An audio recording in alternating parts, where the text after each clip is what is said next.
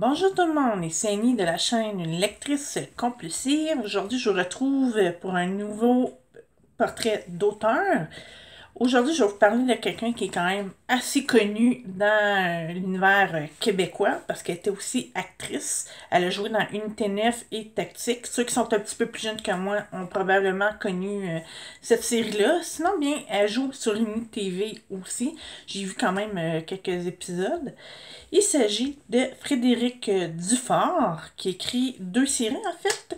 Une avec la bagnole qui s'appelle Fais-le pour toi et bien sûr avec Boomerang, la série Miss Parfaite que je vous ai déjà parlé. Mais là, je vais pouvoir vous présenter toutes les tombes. Si vous allez avoir une idée des couvertures et tout ça. Si jamais ben, vous les avez déjà lus, ben, n'hésitez pas à me dire vos avis en commentaire. Moi, ça fait toujours plaisir de voir qu'est-ce que les autres pensent de qu'est-ce que moi je lis. Donc, on va commencer avec le tout premier, en fait. Fais-le pour toi. Comme vous pouvez voir, elle était quand même très jeune lorsqu'elle l'a écrit. Je l'avais rencontrée à la librairie Réflexion quand elle faisait une tournée de dédicaces pour ce premier livre-là. Et à l'époque, bien, je travaillais sur un roman pour ados.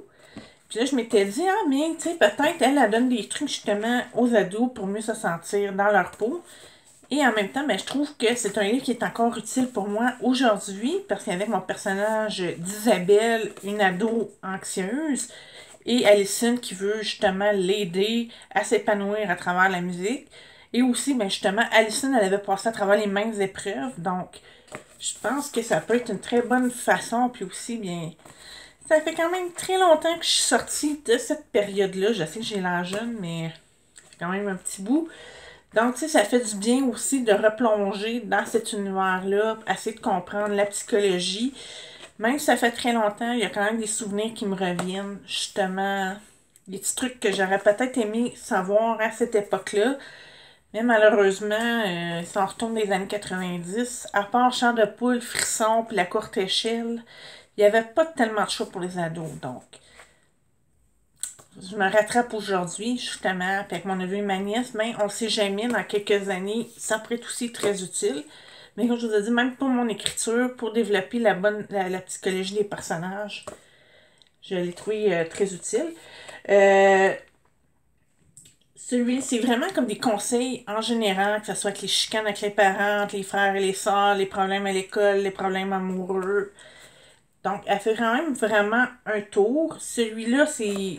Le premier est quand même assez générique, parce qu'elle a quand même était jeune quand elle écrit, puis elle avait travaillé longtemps dessus.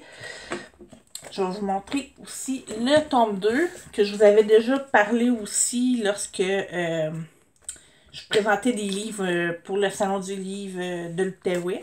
Elle était invitée d'honneur, donc souvent vous allez sûrement déjà dû la croiser dans un des salons. Moi, je vais la voir à chaque fois. Justement, parce qu'avec les Miss Parfaites, il y en a toujours un qui sortait avant les salons, fait que ma collection grandissait. Et mais dans le premier, en fait, c'est marqué peu importe ton âge, que tu sois un gars ou une fille, tu trouveras dans ce livre les conseils et l'expérience de quelqu'un qui te ressemble, te comprend et t'encourage à t'assumer pleinement. Aussi, je pense que c'est une très bonne idée parce que, tu sais, on s'entend que quand tu as 13, 14, 15 ans, tu veux développer ton indépendance, les conseils de tes parents, tu veux rien savoir, ça prend quand même un bon. Moi, ça m'a pris quand même une bonne dizaine d'années avant de réaliser mes crimes. Oui, ma mère, elle avait raison sur certaines choses. Tu sais, des fois, il faut passer à travers certaines épreuves. Puis aussi, ben, malheureusement, les parents, des fois, ils essaient de se surprotéger. Alors que c'est là, il faut que tu fais des erreurs. Si tu fais pas tes erreurs, on a beau te dire de pas le faire, ben si tu le fais pas, tu comprendras pas pourquoi nécessairement. Donc, je pense que c'est quand même une bonne idée que quelqu'un qui est un petit peu plus vieille que les ados, mais pas à l'âge de leurs parents, peuvent donner quelques conseils. Et en même temps, bien, ça peut être parfait aussi pour les parents, justement. Tu sais, c'est sûr que des fois, on avait l'impression, il y a peut-être quelques conseils qui sonnent un peu ma tante, mais veut pas. Quand tu essaies d'aider quelqu'un, on a toute l'air un petit peu la ma tante, dans le fond. Puis moi, ben, si tu n'étais pas de ma marraine, je serais pas ici aujourd'hui à vous parler de littérature. Donc, des fois, une tante, ben, ça peut être très pratique, ou même une grande sœur. Moi, ma soeur, ben, des fois, justement, J'étais plus vieille qu'elle, mais dans certains cas, des fois aussi, c'est pas toujours évident de trouver les bons conseils. Surtout quand j'étais ado, ben moi, je la voyais comme une petite fille achalante, donc c'était pas toujours évident de pouvoir l'aider. C'est une autre épreuve aussi que des fois on réalise avec le temps, donc ça peut être pratique justement d'avoir quelques trucs pour ces situations-là. Et le deuxième, ben, vous voyez, c'est avec son frère. Je vais vous lire la quatrième de couverture du tome 2. Ici, on se parlait, toi et moi. Ici, on parlait des questions que tu te poses vraiment, mais dont tu n'as pas envie de parler avec tes parents, de tous ces sentiments qu'on éprouve pour la première fois, des plus tendres aux plus intenses, des premiers papillons, de ton cœur qui bat tout à l'heure, des premiers je t'aime, des premiers baisers, du premier amour à la première rupture, de grandes joies et de grandes déceptions, de la famille, de nos relations et de nos émotions. Ce livre-là, je l'ai écrit expressément pour toi, pour tes moments de questionnement, parce que moi aussi, j'étais en plein dedans il n'y a pas si longtemps. Puis je dirais aussi le deuxième, il est un petit peu plus... je dirais que c'est des sujets un petit peu plus adultes, justement. Ici, on va parler plus des réseaux sociaux, de l'intimidation, alors que là, ça va être vraiment les relations amoureuses. Donc, ça peut être aussi pratique, parce que ça aussi, c'est un autre sujet qui est très difficile à aborder avec ses parents. Et le dernier de la série Fais-le pour toi, c'est Fais-le pour toi pendant 365 jours. C'est le tout dernier de elle que je me suis procuré. C'était le seul qui me manquait à ma collection. Puis je voulais me le procurer pour pouvoir justement vous le présenter. Les trois Fais-le pour toi ont été publiés chez La Bagnole. C'est du bonheur à petite dose pour tous les jours de l'année. Tu trouveras dans ce livre des réflexions motivantes, des conseils, des suggestions d'activités, de petites actions à faire pour te sentir bien au quotidien et plus encore, peu importe ton âge ou d'où tu viens. Tes rêves sont encore plus beaux quand tu les dis plus tôt. Donc, c'est un livre, dans le fond, que tu peux dire, regarde, on voit, là, ici, c'est vraiment jour 11, jour 12. Tu peux même des fois prendre, ah ben regarde, jour 200, je vais le lire. C'est un peu comme sur Facebook, il y en a qui mettent des citations inspirantes à chaque jour. Surtout si vous suivez du monde qui font du yoga, de la méditation. Il y en a beaucoup qui font ça sur Instagram ou Facebook. C'est un peu la même chose, mais dans un livre. Puis, tu sais, ça peut toujours faire du bien aussi. Tu vois, il y a quand même quelques personnalités aussi qui ont contribué à donner des citations. Donc, si jamais on est un petit peu démoralisé cette journée-là, tu peux lire une citation pour te remonter le moral. Il y a certains agendas aussi, c'est le même cas. Tu ouvres une page pour remplir ta journée, ben, tu as la citation qui vient avec. C'est la même chose. Puis ça peut être un livre aussi que tu peux réouvrir parce que si tu ouvres le jour 1, ben, dans 365 jours, tu ne te souviendras peut-être pas nécessairement qu'est-ce que tu as lu. Donc, c'est un livre qui peut être bon pendant plusieurs années. Et maintenant, bien, je vais vous présenter une série. Je vais quand même passer un petit peu vite fait. Au pire, si jamais je vous invite à aller visiter mes autres vidéos, parce que je vous en ai déjà parlé. Et ben, c'est une série qui est quand même chère à mon cœur parce que justement, comme je disais, j'ai créé ma propre adolescente. Donc, encore là, c'est toujours le fun de voir qu'est-ce que les autres auteurs font pour justement inspirer les jeunes à lire et ce que moi j'aimerais beaucoup faire aussi. Donc j'espère que Isabelle va avoir autant d'influence que Maya. Puis Maya, je vous cacherai pas, même si ça fait longtemps que je suis sortie de l'adolescence, elle m'a fait beaucoup penser à moi. J'aimais beaucoup son petit côté nerd, justement, tu sais, au lieu de vouloir toujours faire la fête, oui, ses amis sont importants pour elle, mais on voit aussi, tu sais, quand c'est les anniversaires de sa soeur, ses parents, on voit que, tu sais, même quand elle a des chicanes avec ses parents, elle se sent mal. Donc, c'est. Je trouve que, tu sais, ses valeurs me ressemblaient beaucoup à ce que j'étais lorsque j'étais ado. Puis, tu sais, ça change aussi de justement les séries de la fille populaire qui veut être pop-up girl, puis qui veut sortir avec le beau gars. C'est quelque chose qui était quand même. Très populaire dans mon temps. Ce n'est que je vous disais que j'aimais pas trop les relations toxiques, justement. Aussi, c'était la fille neutre qui changeait justement pour devenir populaire pour sortir avec le beau gars de l'école. un petit clin d'œil à chez Zordat. C'est pas... c'était pas nécessairement... Dans mon temps, on n'avait pas autant de bons exemples, justement, de personnages féminins forts qui nous ressemblaient plus, justement, tu sais.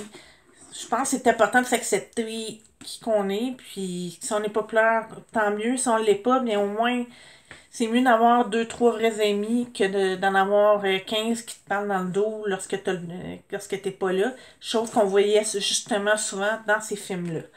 Donc là, je vous présente le premier tome. C'est vraiment la série, c'est vraiment ça qui m'a donné, dans le fond, le petit coup de cœur pour Maya.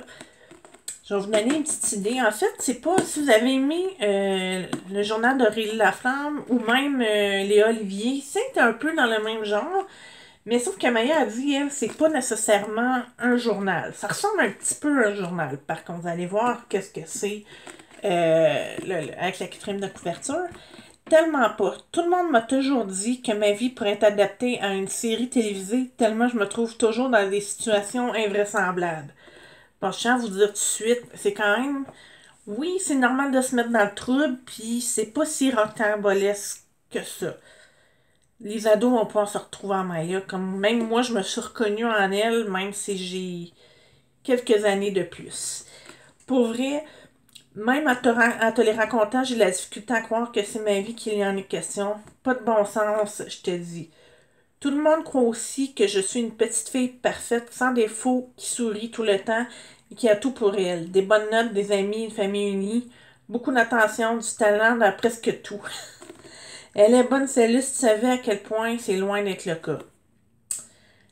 J'ai l'impression que personne ne me comprend vraiment et j'en ai marre de devoir faire semblant d'être quelqu'un d'autre parce qu'elle m'a donné cette étiquette de Miss Parfaite. Bon, on parlait justement je mentionnais justement de la fille qui voulait changer. Elle aussi, c'est vrai qu'effectivement, Maya, tu sais, elle respecte toujours qu'est-ce que les règles de ses parents, elle étudie beaucoup pour avoir des bonnes notes, elle essaie d'exceller dans tout ce qu'elle fait. C'est beaucoup de pression. Malgré qu'est-ce qui est plus drôle aussi, c'est qu'elle, c'est une des plus jeunes. Elle a une sœur qui est au cégep dans la série. Donc, c'est quand même drôle de voir qu'une sœur plus jeune, elle ressent tellement de pression. Souvent, c'est l'aînée, mais là, je trouvais ça justement. Tu sais, elle essaie de justement, tu sais, ses parents vont la comparer. Tu sais, on reçoit souvent les comparaisons entre sœurs ou frères et sœurs. C'est une chose qui revient. Puis je trouvais aussi, tu sais, veut pas, surtout à l'adolescence, tu sais, on essaie de sais, en même temps, c'est notre avenir qui est, tu sais, c'est beaucoup de pression parce que c'est notre avenir qui est en jeu. Moi, je me souviens en secondaire 4-5, là, je me disais, faut que j'aie des bonnes notes parce que ça va influencer mon cégep puis l'université qui s'en vient. Tu sais, c'est assez quand même beaucoup de pression. T'as peut-être pas vécu tant que ça. D'ailleurs, tu sais, souvent on pense qu'à 18 ans, on sait tout, mais non, ça prend encore quelques années. C'est pas pour rien qu'on dit que notre cerveau, il est vraiment formé jusqu'à 25 ans, là. À 18-19, t'es encore à essayer de vivre des premières expériences, à vivre des choses, tu sais pas trop où tu t'en vas. Fait que, tu sais, c'est quand même beaucoup de pression parce que là, tu veux faire plaisir à tes parents, tu veux dire, ok, ben, regarde, je vais faire ça, voici le plan. Même ici, le 13 ans, c'est un personnage qui est en secondaire 1. D'ailleurs, j'ai très hâte de voir que justement, mais quand elle va être rendue en secondaire 4-5, comment qu'elle va réagir. Parce que là, c'est des décisions, ça sera pas juste faire plaisir à tes parents. Tu vas avoir des grosses décisions qui vont influencer le reste de ta vie. Je vais vous montrer, ça c'est le tome 2. Hey boy! Parce que oui, effectivement, il y a quelques événements cocasses. J'ai beaucoup aimé le sens de l'humour aussi. Tu sais, même en tant qu'adulte, puis il y a quelques références, je vous cacherai pas qu'il faut avoir soit mon âge ou un petit peu plus jeune pour comprendre. Parce que moi, je vais te dire, un des personnages préférés, c'est Coraline, parce que ça, on parlait d'MSN et tout ça. C'est des choses que la nouvelle génération, que quelqu'un de 13 ans connaîtrait pas de nos jours, parce que ça a fermé avant que justement que cette génération-là aille sur Internet. Donc, tu sais, j'ai beaucoup aimé les références aussi. Je pense que ça peut faire plaisir, comme je vous disais, si j'avais une adolescente, ben peut-être j'emprunterais les livres justement pour les lire. Le tome 3, trop, c'est comme pas assez. Je trouve que aussi, plus qu'on monte dans les numéros, plus que j'aime les couvertures. Le tome 4, ouf, mon cœur. Et là, ici, on est rendu au livre qui se passe dans les vacances entre le secondaire 1 et 2. Justement, ça s'appelle C'est les vacances. Je me souviens, je l'avais lu l'année passée, justement, parce que je voulais trinquer pendant que c'était l'été. Et voilà, et maintenant, bien, Maya est maintenant rendue en secondaire 2, mais elle a toujours des péripéties. Puis comme même ça disait, oh, c'est rocambolesque, j'arrive pas à croire ça arrive dans moi, je trouve que c'est des choses qui pourraient arriver à n'importe quelle personne en secondaire 1. C'est sûr qu'il y a plusieurs événements pour rendre la lecture intéressante, ça, on veut pas décrocher. C'est sûr que si on suivrait la vie de quelqu'un sur un an, il y aurait peut-être pas autant de péripéties. Mais au secondaire, veut pas, en rentrant en secondaire 1, ben là, tu racontes du nouveau monde parce que là, c'est plus juste ta petite clique de l'école primaire. Tu as plusieurs écoles primaires qui se retrouvent dans la même grande école. Donc, c'est le temps que tu rencontres d'autres mondes, avoir rencontré des garçons. Puis des fois, ben, c'est pas tous les élèves qui sont gentils non plus. D'ailleurs, c'est un autre enfant que j'ai bien aimé. Ça parle d'intimidation. Fait que c'est loin d'être une personne qui va vivre, Maya qui va vivre une vie parfaite, là. Au contraire, puis c'est ça que moi que j'ai vraiment aimé avec elle. On voit qu'elle est anxieuse aussi. Je dirais là, à partir du tome 5, c'est là vraiment que on voit son anxiété monter, là. C'est pas juste être parfaite, là. Elle vit beaucoup plus ces effets-là maintenant, à la fin de son secondaire 1. Je vais vous laisser découvrir qu'est-ce qui provoque ça, mais je crois que c'est quand même le fun d'avoir un personnage, justement, puis qui essaie d'aller mieux aussi. Elle va chercher de l'aide, elle essaie de s'en sortir. Tu sais, qu'elle fait tout ce qu'elle peut, dans le fond, pour aller mieux, puis je crois que c'est important aussi. Parce que si on est anxieux, mais qu'on fait rien pour s'aider, ben la situation va rester pareille. Ou peu importe qu'on soit déprimé ou qu'on s'isole, ben on s'en sortira pas si tu décides pas de par toi-même d'y aller. Puis je pense que justement, Maya peut être un bon exemple pour ça. Donc c'est tout pour moi pour aujourd'hui. Si vous avez aimé ma vidéo, je vous invite à appuyer sur le petit pouce et vous abonner à ma chaîne. À la prochaine!